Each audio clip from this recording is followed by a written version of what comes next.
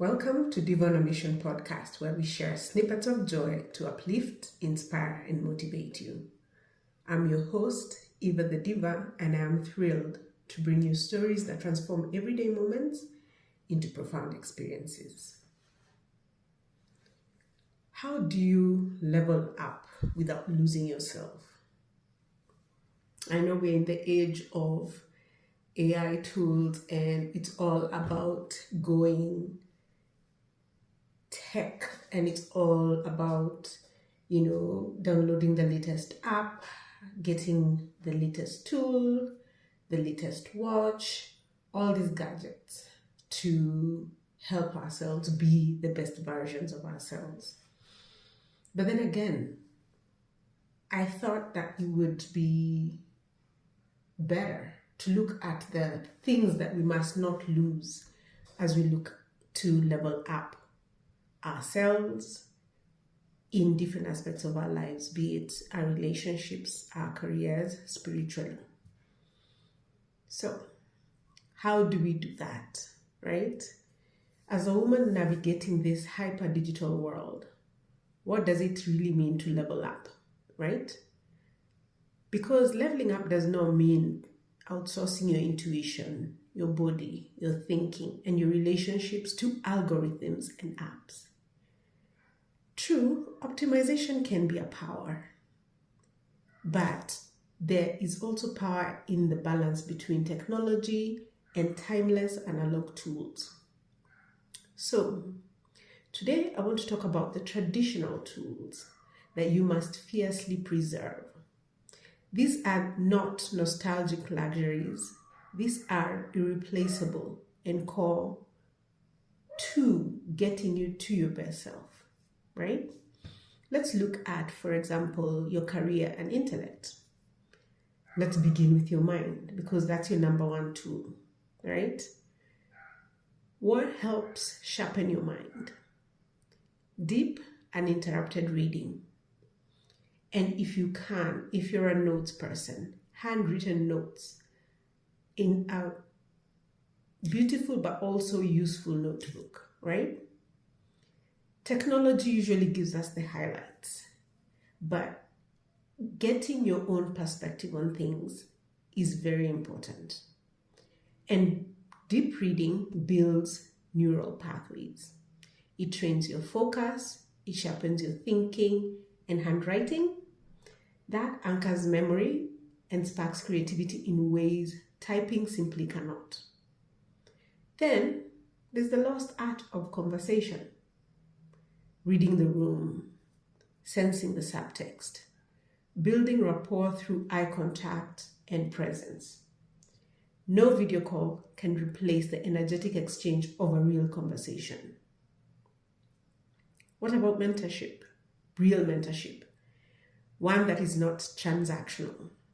It's not a LinkedIn badge. It's built through vulnerability, time, and shared experiences and trust. So technology may introduce you, but the relationship is forged offline. And what about strategic reflection, right? Just taking time, putting down your thoughts on a blank journal, no notifications, no templates, pouring out everything you're processing internally. This will help you clarify your voice and help you decide your next move, not based on trends, but based on your truth. Okay, moving on to health and well-being, right? This is your body. No tracker knows the difference between a good sore and an injury pain, right? No app understands your cyclical energy the way you do. Your body is a primary data source. So something like sleep is very sacred. The most advanced sleep tech is useless if you haven't mastered the basics. A dark room, a cool space, a consistent bedtime ritual without screens. Sometimes the most radical wellness choice is turning technology off.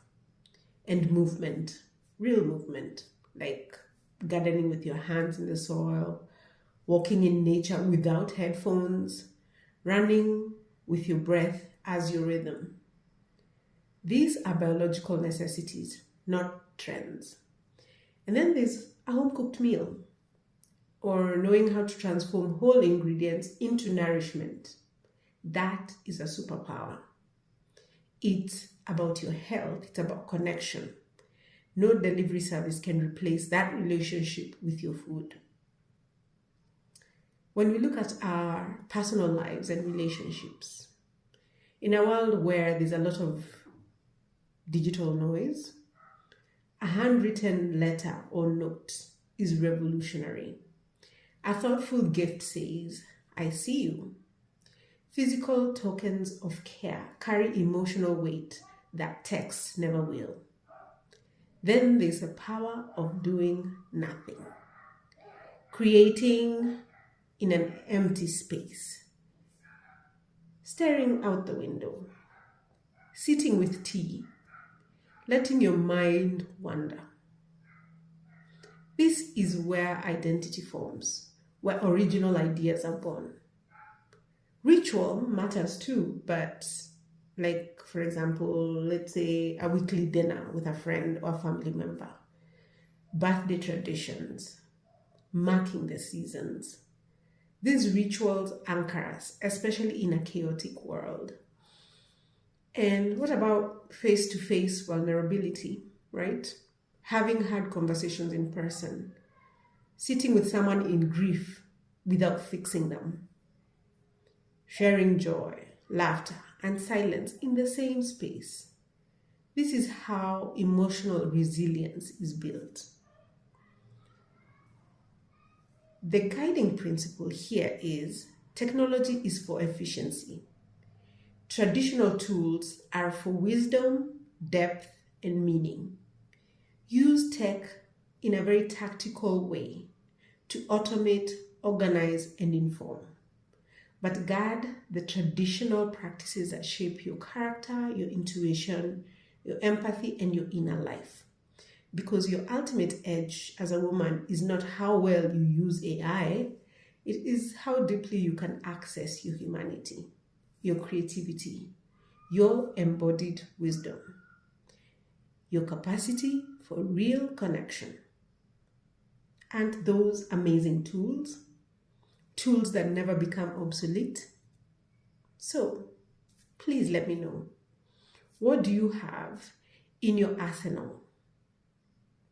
What do you keep as a tried and true traditional method in any aspect of your life that you do not give up when you're face to face with the newest and latest gadgets?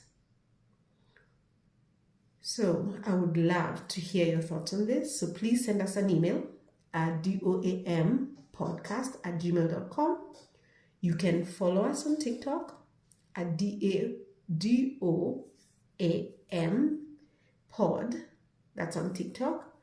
Or you can, subscribe to our YouTube channel at Diva On A Mission podcast on YouTube and share your thoughts with us. Listen to this podcast there.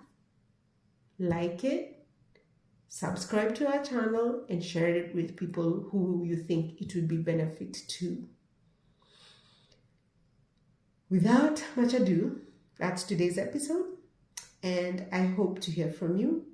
Thank you for staying with us. We appreciate you, and have a great day ahead.